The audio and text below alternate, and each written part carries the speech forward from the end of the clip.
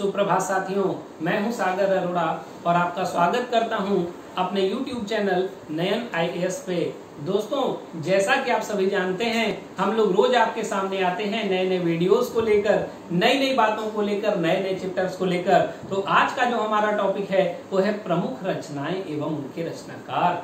इस टॉपिक से आपके प्रश्न में 3 से 4 प्रश्न आते हैं दोस्तों, कभी कभी 1 से 2 प्रश्न आता है, लेकिन जहां पर हिंदी के प्रश्नों की संख्या ज्यादा रहती है, जैसे 30 या 40 या 50 प्रश्न यदि आपके हिंदी के पेपर में आ रहे हैं, तो यहां से 5 प्रश्न जरूर आएंगे दोस्तों, और बहुत इंपॉर्टेंट हैं। आपके पेपर में सारे प्रश्न यहीं से रहेंगे, जितना मैं बता रहा हूं। यदि आप उतना पढ़ लेते हैं तो आपके एग्जाम में इस टॉपिक से एक भी प्रश्न गलत होने वाला नहीं है। तो आइए बिना देरी किए हुए चलते हैं, हम लोग देखते हैं कौन सी रचनाएं हम लोगों को पढ़नी है और उसके रचनाकार कौन है। आइए दोस्तों, हमारी जो रचना है अगली वो है वामा मनोरंजन। पहली रचना आज की है वामा मनोरंजन। वामा मनोरंजन। अगली यदि बात करें तो है बेताल पचीसी। ध्यान से समझिएगा, बेताल पचीसी। आगे की यदि बात करें तो राजा भोज का सपना, बहुत इंपॉर्टेंट है। राजा भोज का सपना। देखिए, जो तीनों ये जो रचनाएं हैं, वामा मनोरंजन, बेताल पचीसी और राजा भोज का सपना, ये तीनों जो रचनाएं हैं ये लिखी है किसने? आप कहेंगे सर राजा शिव प्रसाद ने। किसने लिखी है दोस्तों? राजा शिव प्रसाद। एक बात और बता दूं दोस्तों, राजा शिव प्रसाद को सितारे हिंद की उपाधि दी गई है। किसकी उपाधि दी गई है? आप कहेंगे सर सितारे हिंद। कई बार आपके पेपर में शायद राजा शिव प्रसाद ना कर सितारे हिंद आ जाएगा, तो आपको यहाँ पर सितारे हिंद को सही करना है। कई बार पेपर में प्रश्न आता है कि सितारे हिंद किसे कहा जाता है, तो आपको बताना है कि सितारे हिंद कहा जाता है राजा शिव प्रसाद को। चलते हैं आगे। अगला है इंदुमती।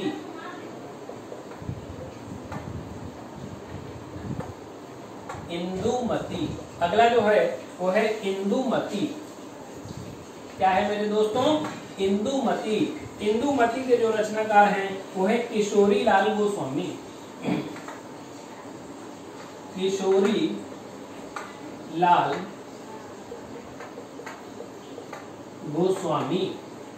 अगली यदि रचना की बात करें तो हमारी जो अगली रचना है वो है परीक्षा गुरु। यहां से बहुत इंपॉर्टेंट है दोस्तों, ये है परीक्षा गुरु। क्या है मेरे दोस्तों? अगला है प्रेम मोहिनी। क्या है मेरे दोस्तों? प्रेम मोहिनी। यदि हम आगे की बात करें तो आगे है संयोगिता स्वयंवर। संयोगिता स्वयंवर बहुत इंपॉर्टेंट है। ये तीनों चीजें, तो संयोगिता स्वयंवर है, प्रेम मोहिनी है और परीक्षा गुरु है। यह किसकी रचना है दोस्तों? यह तीनों रचना एक ही रचनाकार की है, और वह रचनाकार बहुत इंपॉर्टेंट है और उस रचनाकार से काफी ज्यादा प्रश्न आते हैं। तो ये जो रचना है दोस्तों, ये है लाला श्रीनिवास दास की। किसकी है मेरे दोस्तों? आप कहेंगे सर लाला श्रीनिवास दास। किसकी है मेरे दोस्तों? लाला श्रीनिवास दास की रचना है। आप लोग इसे नोट कर सकते हैं, आप लोग इसका स्क्रीनशॉट ले सकते हैं। चलेंगे फिर हम लोग आगे। कहाँ चलेंगे दोस्तों? आगे। जल्दी से इसका स्क्रीनशॉट लीजिए। आगे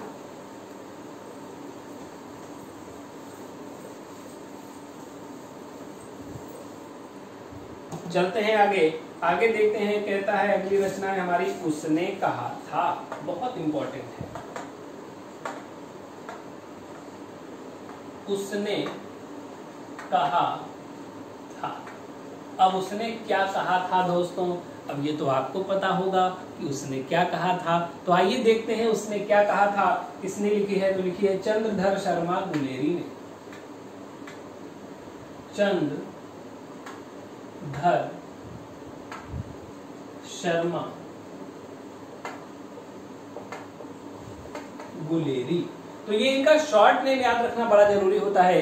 कई बार परीक्षा में इनके शॉर्ट नेम से भी क्वेश्चन आ जाता है, तो इन्हें भी याद रखना हम लोगों को जरूरी है। अगला है चिंतामणि।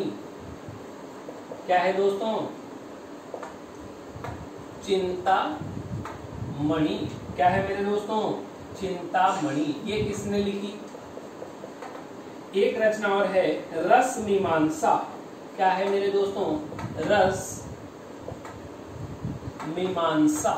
ये देखिए, ये जो दो रचनाएं हैं दोस्तों, ये बहुत इंपॉर्टेंट है और कई बार आपके पेपर में आई हुई हैं कि रस मीमांसा और एक है चिंतामणि। इसके लेखक है आचार्य रामचंद्र शुक्ल। कौन है मेरे दोस्तों, आचार्य। इन दोनों के हैं दोस्तों, आचार्य रामचंद्र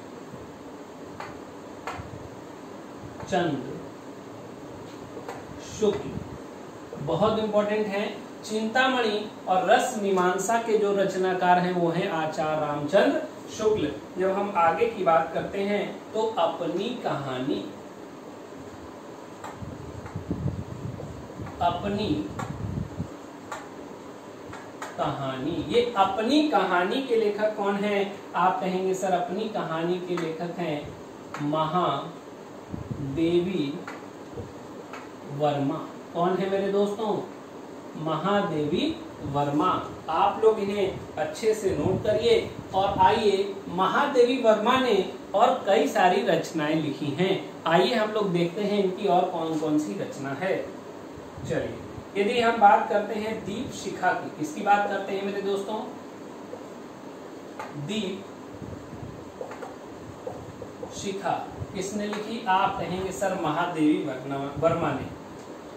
अगला बात करें नीरजा, किसकी बात करें मेरे दोस्तों, नीरजा। ये बहुत इंपॉर्टेंट है, ये भी लिखने वाली है महादेवी वर्मा। किसने लिखा है, महादेवी वर्मा। ये किसने लिखा, ये भी महादेवी वर्मा ने लिखा। अगला है स्मृति की रेखाएं, बहुत इंपॉर्टेंट है। स्मृति की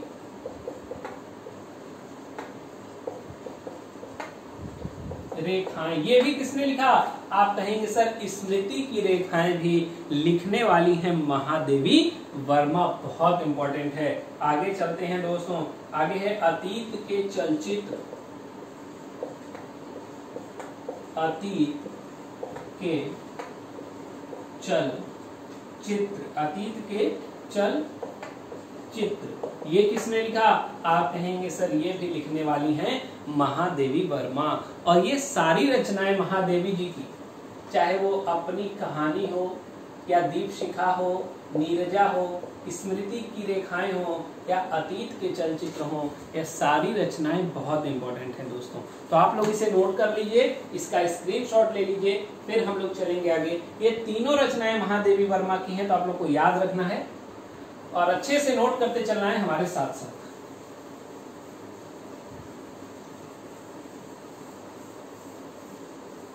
अतीत के चलचित्र हम लोगों ने पढ़ लिए हैं। अब हम लोग आगे चल रहे हैं दोस्तों। तो अगला है पथ के साथी। पथ के साथी, पथ के साथी की रचनाकार हैं महादेवी वर्मा। कौन मेरे दोस्तों, महादेवी वर्मा। आगे बात करें मेरा परिवार। मेरा परिवार, इस रचना को भी किसने किया है, आप कहेंगे सर मेरा परिवार की भी रचना किसने की है, तो महादेवी वर्मा ने की है। चलते हैं हम लोग आगे। आगे है मैला आंचल। क्या है मेरे दोस्तों, मैला आंचल। अब देखिए ये जो मैला आंचल है ये लिखा है फणीश्वरनाथ रेणु ने। किसने? फणीश्वरनाथ रेणु। बहुत इंपॉर्टेंट है, आइए देखते हैं। फणीश्वरनाथ रेणु, गलत नहीं लिखिएगा दोस्तों, मैं बार बार कह रहा हूं रेणु, इसमें बड़ी की मात्रा लगाइए, अब सही है। ये बहुत इंपॉर्टेंट है मैला आंचल, ये कई बार आपके एग्जाम में पूछा गया है। आगे हम लोग चलते हैं कुछ बातों पर। देखिए है शतरंज के खिलाड़ी, शतरंज के खिलाड़ी, ध्यान से समझना है, शतरंज के खिलाड़ी। कुछ और है, मैं लिख देता हूं। गोदान, अगला है दोस्तों कर्म भूमि, कर्म भूमि, अगला है सेवा सदन, सेवा सदन, अगला है निर्मला। क्या है मेरे दोस्तों? निर्मला। ये सारी रचनाएं किसने लिखी हैं आपको बताना है कि गोदान, कर्म भूमि, सेवा सदन और निर्मला, ये जो सारी रचनाएं हैं दोस्तों, ये लिखने वाले एक ही आदमी है। ये सारी रचनाएं लिखने वाले हैं एक आदमी, उनका नाम है मुंशी प्रेमचंद। क्या नाम है? मुंशी प्रेमचंद। देखिए ये प्रेमचंद्र नहीं है दोस्तों, प्रेमचंद हैं। आपको प्रेमचंद्र पे नहीं लगाना है। कई बार ऐसा होता है कि ऑप्शन में प्रेमचंद्र भी दे देता है और बच्चे वही लगाकर चले आते हैं और आपका जो उत्तर होता है दोस्तों वो गलत हो जाता है। तो ये सारी रचनाएं किसने लिखी हैं? मुंशी प्रेमचंद ने लिखी हैं, न कि मुंशी प्रेमचंद्र ने। तो चंद को याद रखिएगा, यही सही है। और ये सारे प्रश्न, इनकी सारी रचनाएं, ये सब बहुत इंपॉर्टेंट हैं। ये सारी रचनाएं पेपर में कई बार पूछी गई हैं, तो इसलिए आप लोग इसे अच्छे से नोट करिए, इनका स्क्रीनशॉट लीजिए, फिर हम लोग चलेंगे आगे। आइए देखते हैं आगे हम लोग को और क्या पढ़ना है इसमें।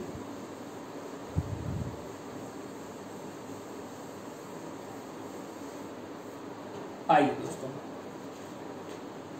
आगे हम लोगों को देखिए। अब मैं कुछ कवियों पर आ रहा हूं। अभी तक तो हम लेखकों पे रहे, हिंदी गद्य की बात कर रहे थे, अब हम आ रहे हैं अपने हिंदी पद्य में, क्योंकि प्रश्न सिर्फ गद्य से ही नहीं, प्रश्न पद्य से भी बनता है। तो कुछ कवि और उनके जो रचनाएं हैं उनकी हम लोग बात करेंगे। तो आइए सबसे पहले हैं हमारे कबीरदास।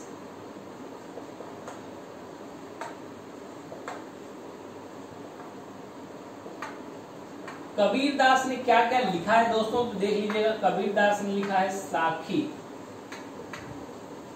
सबद, रामायणी। क्या क्या लिखा है? साखी लिखा है, सबद लिखा है और रामायणी लिखा है। बहुत इंपॉर्टेंट है, कई बार पेपर में आया हुआ है। तो यदि आपसे पूछा जाए रामायणी किसने लिखा, आप बताएंगे कबीरदास ने। सबद किसने लिखा? कबीरदास। साखी किसने लिखा? कबीरदास। अगला है सूरदास।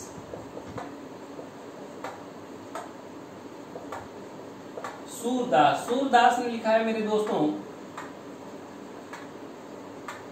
सूर सागर लिखा है और साहित्य लहरी लिखा है। क्या लिखा है? साहित्य लहरी। तो सूरदास ने क्या लिखा? सूर सागर लिखा और साहित्य लहरी लिखा है। आइए आगे बात करते हैं। आगे बात करते हैं जयदेव। जयदेव, जयदेव की जो रचना है मेरे दोस्तों वो बहुत इंपॉर्टेंट रचना है। इन्होंने लिखा है गीत गोविंद। क्या लिखा है मेरे दोस्तों? गीत गोविंद। इन्होंने लिखा है गीत गोविंद। तो कई बार आपके पेपर में आता है गीत गोविंद के लेखक कौन हैं? आप कहते हैं सर गीत गोविंद के लेखक जयदेव हैं। चलते हैं हम लोग आगे। आगे हैं गोस्वामी तुलसीदास। ये बहुत इंपॉर्टेंट है। गोस्वामी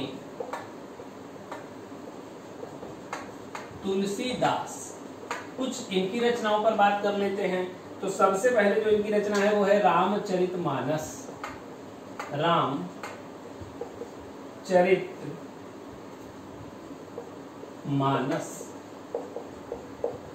और इनकी रचनाओं पे बात करें तो है गीतावली, यहां लिख रहा हूं दोस्तों, गीतावली। और बात करें तो दोहावली, क्या है मेरे दोस्तों, गीतावली, दोहावली, और है कवितावली, ये बहुत इंपॉर्टेंट है, कवितावली। अगली बात करें तो इनकी और रचना है विनय पत्रिका, विनय पत्रिका, ये बहुत इंपॉर्टेंट है मेरे दोस्तों। चलिए आप लोग इसे नोट कर लीजिए, इसका स्क्रीनशॉट ले लीजिए, फिर हम लोग चलते हैं आगे। चलते हैं दोस्तों, गोस्वामी तुलसीदास तक हम लोगों ने पढ़ लिया है, अब हम लोग चल रहे हैं आगे। कबीर हो गए, सूर हो गए, तुलसी हो गए, जयदेव हो गए। अब हम लोग बात करेंगे वाल्मीकि। कई बार प्रश्न आता है और आप लोग कंफ्यूज हो जाते हैं और गलत करके चले आ जाते हैं। वाल्मीकि, इन्होंने लिखी है रामायण। क्या लिखी है मेरे दोस्तों, रामायण। प्रश्न आता है रामायण किसने लिखी, दिमाग में आते हैं तुलसीदास और लगाकर चले आते हैं, और उत्तर होता है गलत, क्योंकि तुलसीदास ने रामचरितमानस लिखी है और रामायण लिखी है महर्षि वाल्मीकि ने। तो इसलिए आप लोग रामायण आएगा तो वाल्मीकि लगाएंगे, और यदि रामचरितमानस आएगा तब आप तुलसीदास लगाएंगे। तो दोस्तों इसका ख्याल रखिएगा, गलत नहीं होना चाहिए। कई बच्चों का गलत होता है, इसीलिए मैंने इसको करवा दिया है। अगला है मलिक मोहम्मद जायसी। मलिक मोहम्मद जायसी, इनकी दो रचनाएं हैं दोस्तों। मलिक मोहम्मद जायसी की दो रचनाएं हैं, और दोनों रचनाएं बहुत इंपॉर्टेंट हैं। देखना है कौन सी है। मोहम्मद, इसको थोड़ा सही कर लीजिए। मलिक मोहम्मद जायसी की दो रचनाएं, पहली है पद्मावत। कौन सी है दोस्तों, पद्मावत, और दूसरी है अखरावट। अखरावट, ये दो रचनाएं बहुत इंपॉर्टेंट हैं मलिक मोहम्मद जायसी की। तो आप लोगों को गलत नहीं करना है, सारी रचनाओं को अच्छे से याद करना है। आगे है विठल दास, नहीं विष्णुदास। आई, ये विष्णुदास गजब की कविताएं लिखे हैं, ध्यान से देखिएगा। विष्णुदास, ये मैक्सिमम बच्चे गलत करके आएंगे। इन्होंने लिखी है महाभारत कथा। क्या लिखी है मेरे दोस्तों, महाभारत कथा। ये देखिए कथा आगे लिखना जरूरी है, और अगली लिखी है रामायण कथा। क्या लिखी है, रामायण कथा। अगला है रामायण कथा। तो ध्यान से देखिएगा, क्योंकि रामायण कथा जब देगा तो ऑप्शन में आपको तुलसीदास भी देगा, ऑप्शन में वाल्मीकि भी देगा, और ऑप्शन में आपको विष्णुदास भी देगा। तो आपको बस ये कथा देखनी है। यदि रामायण के आगे कथा शब्द लिखा है तो उसके लेखक विष्णुदास हो जाएंगे। यदि रामायण के आगे कथा नहीं लिखा है तब इसके लेखक वाल्मीकि होंगे। कौन होंगे दोस्तों, वाल्मीकि। आप यहाँ देख सकते हैं। तो ये बहुत इंपॉर्टेंट है, कंफ्यूजन वाला प्रश्न है, तो इसको गलत नहीं करना है। अगला है केशव दास।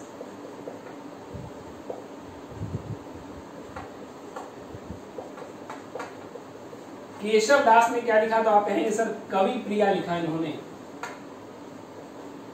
कवि प्रिया लिखा। और एक और लिखा है रतन बावनी। रतन बावनी बहुत इंपॉर्टेंट है। आगे की यदि हम लोग बात करें तो आगे है भूषण, महाकवि भूषण।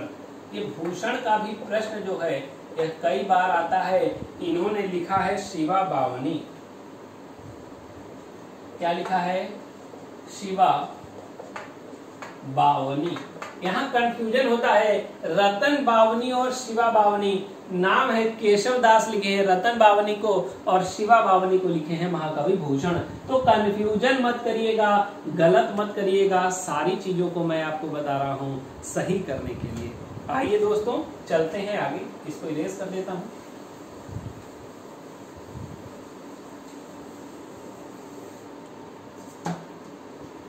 उसके बाद हम लोग चलें तो चंद्रबरदाई, देखिए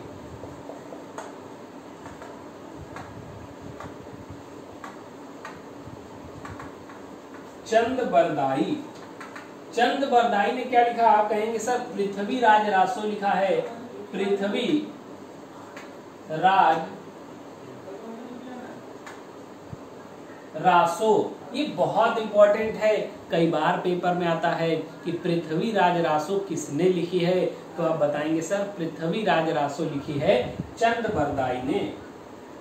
आगे कहते हैं, आगे है हमारा अयोध्या सिंह उपाध्याय हरिऔध,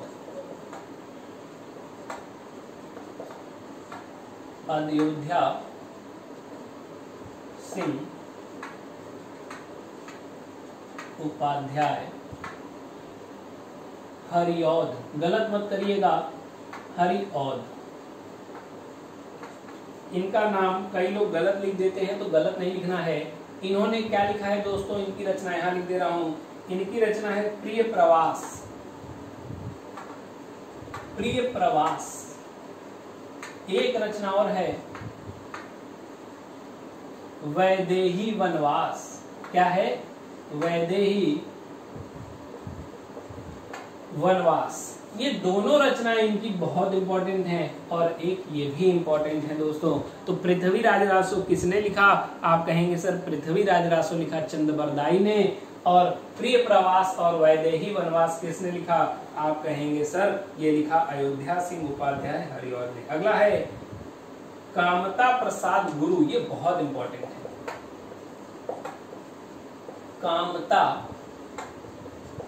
प्रसाद गुरु। इन्होंने मेरे दोस्तों हिंदी व्याकरण नामक बुक का रचना की है। क्या लिखा है? हिंदी व्याकरण। आप इसको वो वाला व्याकरण मत समझिएगा, ये एक रचना का नाम है हिंदी व्याकरण। ये भी बहुत इंपॉर्टेंट है, कई बार पेपर में आपसे पूछा गया है। अगला है सूर्यकांत त्रिपाठी निराला,